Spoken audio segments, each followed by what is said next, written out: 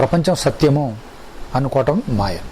ఎప్పుడైతే అనుకుంటామో దాంతో పాకులాడతామో మనం, మాయ ఎప్పుడైందో మోహం వెంటనే వస్తుంది కదా, దాంతో రాగద్వేషాలు వస్తాయిగా, నాకు ఇది కావాలి అది వద్దు అని వస్తాయిగా.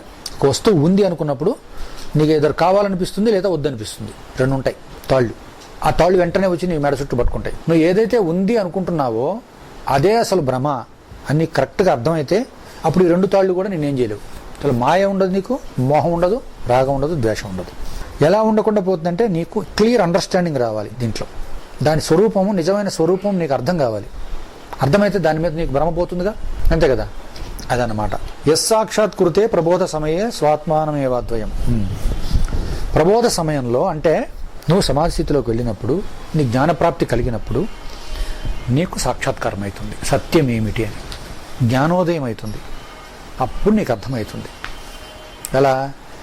నువ్వు నిద్రపోయినప్పుడు ఎలా అయితే ప్రపంచం మాయమయ్యి నిద్ర నుంచి లేవడంతో మళ్ళీ ప్రపంచం నీకు ఎలా అయితే స్ఫురిస్తున్నదో, అలాగే సిమిలర్గా నువ్వు జ్ఞానాన్ని పొందినప్పుడు, జ్ఞానోదయం నీకు అయినప్పుడు, అప్పుడు ప్రపంచం యొక్క అసలైన స్వరూపం నీకు తెలుస్తుంది.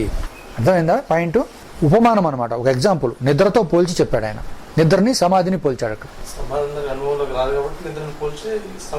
సమాధిని చెప్తున్నాడు. మనకు అనుభవంలో ఉన్నదానితో పోల్చి అనుభవంలో లేని దాన్ని చెప్తున్నాడు, అంతేగా. నిద్రలో నీకు ప్రపంచం యొక్క అనిత్యత్వము అంటే లేకపోవటము, ఇది మాయ అన్నది ఎలా తెలుస్తుందో, జ్ఞానోదయాన్ని పొందినప్పుడు కూడా అదే విషయం నీకు అనుభవంలోకి వస్తుంది అని చెప్తా. అంటే ఏంటంటే సింపుల్గా చెప్పాలంటే ఆల్టర్డ్ స్టేట్స్ ఆఫ్ కాన్షియస్నెస్ అంటారు. నీ స్థితి మారితే, నీ దృష్టి మారితే సృష్టి మారిపోతుంది. జిల్లెమ్మడి అమ్మగారు ఏం చెప్పారు? సృష్టి మారదు, నీ దృష్టి మార్చుకో అని చెప్పారుగా. అమ్మ ప్రసిద్ధ వాక్యాల్లో ఒకటి ఏంటంటే, సృష్టి మారదు నాయన, సృష్టి మార్చాలని ప్రయత్నం చేయకు, నీ దృష్టి మార్చుకో అని చెప్పారు. మనం ఎట్లా చూస్తే అట్లా కనిపిస్తుంది. నాకు చెప్పిందిగా అమ్మాయి, మనం చూసినట్టు కనిపిస్తుంది.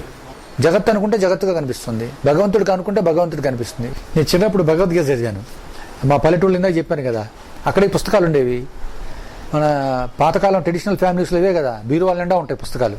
ఏది చూసినా కానీ జ్ఞానవాసిష్టం అని, ఇంకేదో రామాయణం అని, లేదంటే ఇంకొక భగవద్గీత అని కానీ, ఉపనిషత్తులు అవే వస్తుంటాయి. న్యూస్ పేపర్లు, నావల్స్ తగలవు. ఎక్కడ ఏ పుస్తకం పట్టుకుని ఇదే ఉంటుంది.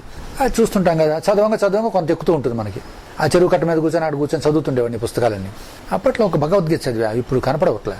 వినోబా భావే వ్యాఖ్యానం, అది భగవద్గీతకు వినోబా భావే రాసిన వ్యాఖ్యానం. దాన్ని తెలుగులోకి తెచ్చారు. ఎవరు హిందీలో రాశాడు, తెలుగు అనువాదం ఉండేది మా ఇంట్లో, అది చదివేవాడిని. ఆయన వినోబా భావే రాశాడో లేకపోతే ఈ అనువాదకుడు మళ్ళీ ఈయన కొంత కలుపుతాడుగా, ఈయన పైచం ఉంటుందిగా, అదే మనకు తెలియదు కానీ ఆయన రాశాడు. జగత్తుని జగత్తు అనుకుంటే జగత్తుగా కనిపిస్తుంది, భగవంతుడిగా అనుకుంటే భగవంతుడిగా కనిపిస్తుంది, భగవంతుడిగా అనుకో ఆయన ఒక వాక్యం రాశాడు, ఒక చాప్టర్ చమత్కారంగా ఆయన తెలివితేటలు ప్రదర్శించినట్టు. నాకు అప్పుడు ఒక డౌట్ వచ్చింది, ఎట్లా అనుకుంటాం మనం? కనిపిస్తుంటే ఎదురుగా అనుకుంటే అవ్వదు కదా. ఇప్పుడు నేను కుర్చీ ఉంది అనుకుని గాలిలో కూర్చోలేను కదా, కింద పడతాను. కుర్చీలో కూర్చుంటే కూర్చోగలుగుతాను, ఎలా అనుకుంటాను? అనుకోలేను. సో మనం అనుకోవటం కాదు, అక్కడ అనుభవం రావాలి. అక్కడ యద్భావం తద్భవతి అంటారు కదా మామూలుగా. ఊరికే భావం అనుకుంటే ఎట్లా భవతి అవుతుంది? ఇప్పుడు పక్కింటామని నా పెళ్ళాం అనుకుంటే సరిపోదుగా, దేహశుద్ధి జరుగుతుంది. నేను అనుకుంటే ఎట్లా అవుతుంది అంటే భావం అనేది అదొక ఒక యాంగిల్లో కరెక్ట్, అది పక్కన పెడదాం. జగత్తుని భగవంతుడు అనుకోవటం ఎలా కుదురుతుంది? జగత్తులో మోసం కనపడుతోంది, దుర్మార్గత్వం కనపడుతోంది, కుళ్ళు కుతంత్రాలు అన్నీ కనపడుతున్నాయి నాకు. దాన్ని భగవంతుడు నేను ఎట్లా అనుకోగలుగుతాను? అనుకోలేను కదా. పాము కనిపించింది, పాముని భగవంతుని పోయి పట్టుకుంటే ఊరుకుంటుంది, అది ముద్దు పెట్టుకుంటుందా? పెట్టుకుంటుంది, దాని టైపులో అది ముద్దు పెట్టుకుంటుంది. మనకు వేరేది అయిపోతుంది అప్పుడు కదా. శ్రీరామకృష్ణ సాహిత్యం చదివిన తర్వాత నాకు కొన్ని విషయాలు, ఇవన్నీ డౌట్స్, ఫండమెంటల్ డౌట్స్ మనకు వచ్చేవి, అర్థమైంది. ఆయన ఏం చెప్పారు? అందరిలోనూ భగవంతుడు ఉన్నాడు, పులిలో కూడా ఉన్నాడు, కానీ దూరం నుంచి నమస్కారం చేయను. వ్యాఘ్రనారాయణుడు దూరం నుంచి నమస్కారం చేయను, దగ్గరికి వెళ్ళవాకన్నాడు కదా. పాములో కూడా నారాయణుడు ఉన్నాడు, భగవంతుడు దూరం నుంచి నమస్కారం చేయి. మురికాలో నీళ్ళలో భగవంతుడు లేడంటే ఉన్నాడు, నువ్వు తాగవాకు, దాన్ని తాగకూడదు, నువ్వు ఉన్నాడు అంతే. ఉన్నంత మాత్రం నువ్వు పోయి కావలించుకోవాల్సిన పని లేదు పులిని. అంటే ఏంటంటే అనుభవం, అది అనుభవంలో ఉన్నప్పుడు, ఆ స్థితిలో ఉన్నప్పుడు అప్పుడేం కాదు. రమణ మహర్షి అక్కడ విరూపాక్ష గుహలో చాలా రోజులు ఉన్నారు, మీరు చూశారు కదా. ఆ కొండ దిగేప్పుడు విరూపాక్ష గుహ ఉంది కదా, ఆ గుహలో చాలా సంవత్సరాలు ఉన్నాడు ఆయన, 10 ఏళ్లే ఉన్నారు. అక్కడ ఆయన పడుకున్నప్పుడు పాములు కూడా వచ్చేవి లోపలికి. పాములు వచ్చి పాము పడగ విప్పి ఆయన పడుకుంటే ఇలా చూస్తుండేది. ఈయన కూడా దాన్ని చూసేవాడు, అది చూస్తుండేది, ఈయన చూస్తుండేవాడు. కొంచెం తర్వాత మామూలు కిందకి వెళ్ళిపోయి బయటికి. మహర్షిని అడిగారు తర్వాత ఈ విషయం ఆయన చెప్పినప్పుడు, మరి మీకేం అనిపించలేదా స్వామి ఆ టైంలో, భయం వేయలేదంటే ఆయన చెప్పాడు, ఆ టైంలో అది వేరు నేను వేరు అన్న భావం నాకు కలగలేదు, అది ఒక విష జంతువు అని, అదొక పాము అని నన్ను కాటేస్తున్న ఫీలింగ్ నాకు రాలేదు. అందుకే నేను దాని వైపు చూస్తున్నాను. అది కూడా నా వైపు కాసేపు చూసి వెళ్ళిపోయేది. ఇట్లా ముఖంలో ముఖం పెట్టి చూసేవిట, ఇట్లా చూసేవాడు దగ్గరికి వచ్చి పడుకొని ఉంటే. భేదభావం లేనప్పుడు సృష్టినంతా తనలో చూస్తూ తనని సృష్టిలో చూసేవాడికి ఇది చేసేదేముంది, చెప్పేదేముంది అని భగవద్గీతలో ఉంది, ఉపనిషత్తుల్లో కూడా ఉంది, దీంట్లో కూడా రాశాను. అట్లాగే సర్వభూతస్థమాత్మానం సర్వభూతాని చాత్మని ఈక్షతే యోగయుక్తాత్మ సర్వత్ర సమదర్శన. అలా చూసేవాడికి తనని అన్ని జీవరాశుల్లోనూ, అన్ని జీవరాశులు తనలోనూ చూసేవాడికి సమదర్శివాడు. ఇంకా వాడికి ఇంకేముంది, భయమే ఉంది, బాధే ఉంది. ఆయన స్థితిలో ఉన్నాడు కాబట్టి పాము వచ్చినా కానీ చూశాడు, అది కాసేపు చూసి వెళ్ళిపోయింది. బ్రహ్మానంద స్వామి వారు తపోదీక్షలో ఉన్నప్పుడు ఆయన నార్త్ ఇండియాలో ఎక్కడ అడవుల్లో తిరుగుతుంటే ఒకసారి ఆయన అలా వెళ్తున్నాడు, పులి ఎదురొచ్చింది అడవిలో. ఆయన నిలబడి చూస్తున్నాడు, అది కాసేపు చూసింది, వెళ్ళిపోయింది. దాని వెళ్ళిపోయింది, నేను దాన్ని వెళ్ళిపోయింది. రామకృష్ణ వారి శిష్యుడు జరిగింది. చాలా జరిగినాయి ఇట్లా. వాళ్ళకి ఏముండదు, ఇంకా భేదభావం లేనప్పుడు ఇంకేముంది, చూసే దృష్టిని బట్టి ఉంటుంది. దృష్టి ఎక్కడి నుంచి వస్తుంది? అనుభవం నుంచి వస్తుంది. ముందు మనకు అనుభవం కలిగితే ఆ స్టాండ్ పాయింట్ నుంచి, ఆ రెఫరెన్స్ నుంచి మనం చూస్తాం. ఆ చూసే దాన్ని బట్టి ప్రపంచంలో ఉన్న వస్తువులు కూడా మనతో రియాక్ట్ అయ్యే విధానం ఉంటుంది. అంతే కదా. మనం మర్యాదగా ఉంటే ఎదుటి వాళ్ళు, నోరు మంచిదైతే ఊరు మంచిదైతే సామెత ఉంది కదా. మనం చూసే దృష్టి సరిగ్గా ఉంటే ఎదుటి వాళ్ళు కూడా అదే దృష్టిలో మనం రిసీవ్ చేసుకుంటారు. మన దృష్టిలో తేడా ఉంటే ఎదుటి వాళ్ళు కూడా తేడా వస్తుంది. సో మొదటి శ్లోకంలోనే మనకి తత్వం మొత్తం అర్థమైపోయేటట్టుగా దీంట్లోనే వర్ణించేశారు ఆయన. ప్రపంచం నీలో ఉంది, నువ్వు ఉంటే ప్రపంచం ఉంది, నువ్వు లేకపోతే ప్రపంచం లేదు. ఎక్కడ ఏం చెప్పాను?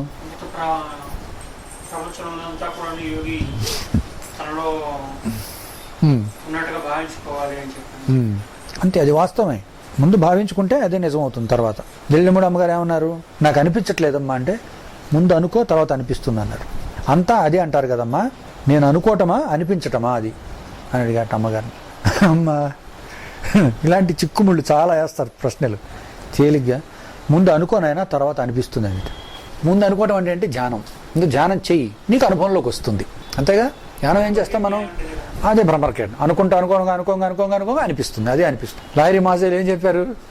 బనత్ బంజాయ అన్నారు. అంటే అనుకోని అయిపోతావు చివరికి, అంతే, అదే అయిపోయావు. అంతే కదా.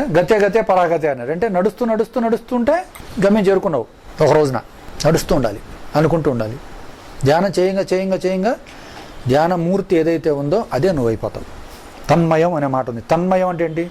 తత్ అంటే అది అని, తన్మయం అదే నువ్వుగా మారటం, నువ్వు అదిగా మారటం. తన్మయం అంటే అదేగా. మరి తన్మయ స్థితిలో ఉన్నాడు రా అంట, అంటే మత్తులో ఉన్నాడని కాదు, దేని గురించి ఆలోచిస్తున్నాడో అదే తనుగా అయిపోయి అట్లా ఉన్నాడు. ఇంకా సూఫీ తత్వంలో ప్రియుడు ప్రియురాల మీద చెప్తారు. ఇక్కడ భక్తుడు భగవంతుడు అని చెప్పి, ప్రియుడు ఏం చేస్తున్నాడు? ప్రియురాల గురించి ధ్యానిస్తున్నాడు, ఆలోచిస్తున్నాడు. అమ్మ ఎక్కడుంది, ఎట్లా ఉంది, ఏం చేస్తుంది, ఇప్పుడు ఏం చేస్తుంది ఆలోచించి ఇంకా తన్మయ స్థితిలో పడిపోయి అట్లే ఉన్నాడు అనమాట. తన్మయత్వం వచ్చేసింది. భక్తుడు కూడా భగవంతుడి గురించి ఆలోచిస్తున్నాడు, అదే స్థితిలో ఉండిపోతాడు. ఇక రాధాదేవి ఉంది, కృష్ణుడి గురించి ఆలోచించింది, తనే కృష్ణుడిగా మారిపోయింది. కృష్ణుడు కూడా రాధ గురించి ఆలోచిస్తాడు, ఆలోచించి తనే రాధాతత్వం వెళ్ళిపోయాడు. అదనమాట. అట్లాగే ఇక్కడ ఏంటంటే, ప్రపంచాన్ని గురించి ఆలోచిస్తూ ఎంతసేపు ప్రపంచ దృష్టితో ఉన్నటువంటి మనం దాన్ని వదిలేసి, దానికి ఆధారమైనది ఏదైతే నేను ఉన్నదో, ఈ నేను ఉండటం వల్లనే ప్రపంచం చూడబడుతున్నది. రిఫరెన్స్ పాయింట్ ప్రపంచం నుంచి మనకు షిఫ్ట్ అవుతుంది. దీంట్లో ఫండమెంటల్ షిఫ్ట్. నేను ఇంపార్టెంట్. ఆ నేను అనే దాని మీద నువ్వు ఫోకస్ పెట్టావంటే అదే ఆత్మ తన్మయత్వంలోకి తీసుకెళ్తుంది. నేను రమణ మహర్షి ఏం చెప్పారు? అహం మూలాన్వేషణ చేయమన్నారు. నేనెవరు అని చెప్పారని చాలామంది అనుకుంటారు. నేనెవరు అని చెప్పలే ఆయన. చాలామందికి తెలియదు ఇది. కూర్చొని నేనెవరు అని జపం చేయమనలేదు ఆయన. అదొక అన్వేషణ. నువ్వు వెతకాలి లోపల, నీ లోపలికి వెతకాలి. అహం మూలాన్వేషణ చేయమన్నారు. నేనెవరు అని. అహం అని నీకు తెలుస్తుందిగా, నేను అని. నేను ఉండబట్టే నీకు ప్రపంచాన్ని చూస్తాను. నేను చూస్తున్నా అంటే ఫస్ట్ నేనున్నానుగా. ఆ నేను అన్నదానికి మూలం ఎక్కడుందో వెతకమన్నాడు ఆయన. అహం అనేదానికి మూలం అన్వేషించన్నాడు. లోపలికి వెళ్ళు అంటే మునగాలి. అదే ధ్యానం. ఎప్పుడైతే అహం అనేదాని మూలాన్ని నువ్వు వెతికావో లయం అయిపోతుంది. లయం. అప్పుడు నువ్వేం చేస్తున్నావు?